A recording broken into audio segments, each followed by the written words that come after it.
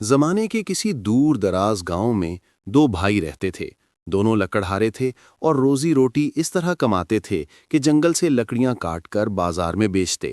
بڑا بھائی ابراہیم نرم دل، سچا اور ثابت قدم انسان تھا۔ چھوٹا بھائی زریاب محنتی اور چالاک تو تھا، مگر اکثر جذبات کے بہاؤ میں بہہ جاتا تھا۔ دونوں ایک چھوٹی سی جھونپڑی میں رہتے اور ہر روز سورج نکلنے سے پہلے کلہاڑیاں اٹھا کر جنگل کا رخ کرتے۔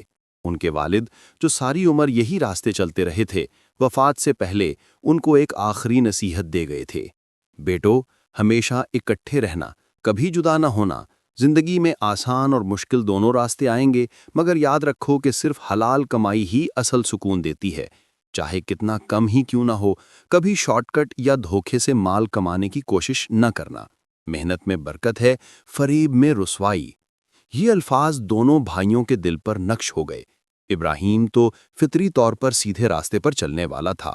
زریاب مگر جوان تھا، کبھی کبھار زندگی کی پریشانیاں اس کے فیصلوں پر پردہ ڈال دیتیں، مگر ہر بار باپ کی نصیحت اسے روک لیتی۔ ہر صبح جیسے کسی گھڑی کی طرح دونوں بھائی اس وقت جنگل پہنچ جاتے جب گاؤں والے ابھی سوئے ہوتے۔ ابراہیم سکون اور صبر سے لکڑیاں کاٹتا، جبکہ زریاب تیزی سے زیادہ لکڑی جمع کرنے کی کوشش کرتا تاکہ شام تک زیادہ کمائی ہو سکے۔ غروب آفتاب پر وہ لکڑیوں کے گٹھے باندھ کر بازار جاتے۔ ابراہیم انصاف کے ساتھ لکڑی بیچتا اور دونوں کمائی برابر تقسیم کرتے۔ زندگی سادہ مگر پرسکون تھی۔ وقت گزرتا گیا اور زریاب کے دل میں تبدیلی آنے لگی۔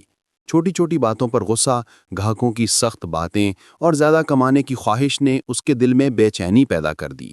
آہستہ آہستہ اس نے اپنے آپ کو ابراہیم سے موازنہ کرنا شروع کر دیا۔ سوچنے لگا کہ وہ زیادہ محنت کرتا ہے، اس لیے زیادہ کمائی کا حقدار ہے۔ ایک دن بازار میں ایک بد دیانت آدمی سفیان نے زریاب کی اس کمزوری کو بھانپ لیا۔ وہ بظاہر میٹھا مگر دل سے مکار تھا۔ وہ آہستہ سے زریاب کے کان میں بولا: تو اتنی محنت کس کے لیے کرتا ہے؟ تیرا بھائی کم کام کر کے بھی تیرے برابر کماتا ہے۔ اگر تم دونوں الگ ہو جاؤ تو تم اکیلے اس سے کئی گنا زیادہ کما سکتے ہو۔ یہ باتیں زریاب کے دل میں چنگاری کی طرح لگیں۔ شک پیدا ہونے لگا، کیا واقعی ابراہیم اسے اس کی جائز کمائی سے روک رہا ہے؟ کیا وہ اکیلے زیادہ کما سکتا ہے؟ یہ سوالات اس کے ذہن کو دھندلا کرنے لگے اور والد کی نصیحت اس کے پیچھے دھند میں کھو گئی۔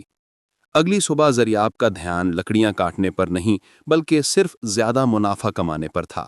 اس کے دل میں لالچ جگہ بنانے لگا۔ ایک روز زریاب نے جنگل میں ایک جوان صحت مند درخت پر کلہاڑا مارا۔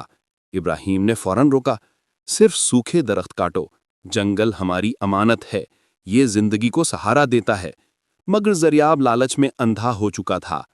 اگر یہ درخت زیادہ بکے گا تو ہم کیوں چھوڑیں؟ زیادہ پیسے ہی تو بنانے ہیں۔ ابراہیم نے افسوس سے کہا: لالچ انسان کو راستے سے ہٹا دیتا ہے۔ زندہ درخت ہماری کمائی کے لیے نہیں، ہمارے ضمیر کے لیے ہوتا ہے۔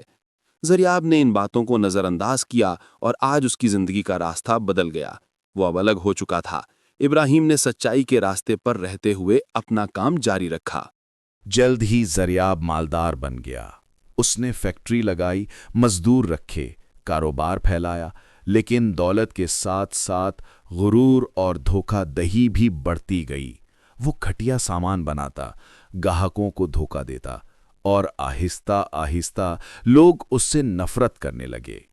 حتیٰ کہ اس کی بیوی، جو اسی مکار آدمی سفیان کی بیٹی تھی، بھی لالچی اور خود غرض نکلی۔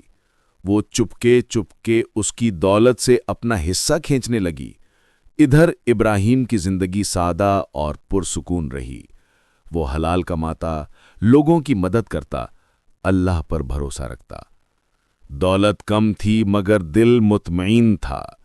آخر کار لالچ نے زریاب کا سب کچھ چھین لیا۔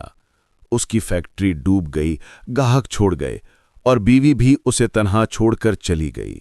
اس کے پاس دولت تو تھی، مگر عزت، اعتماد اور سکون کچھ بھی نہیں بچا تھا۔ تب اسے احساس ہوا کہ اس کی بربادی کا اصل سبب لالچ اور دھوکہ تھا۔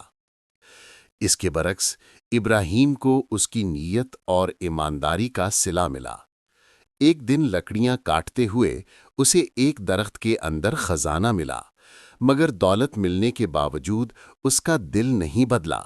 اس نے اس دولت سے ضرورت مندوں کی مدد کی۔ اس کی دولت اس کے لیے فخر نہیں بلکہ برکت بن گئی۔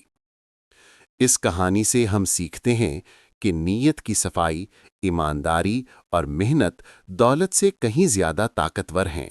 لالچ وقتی فائدہ تو دے سکتا ہے، مگر آخرکار انسان کو برباد کر دیتا ہے۔ اصل دولت حلال کمائی، اچھا کردار اور پاک نیت میں ہے۔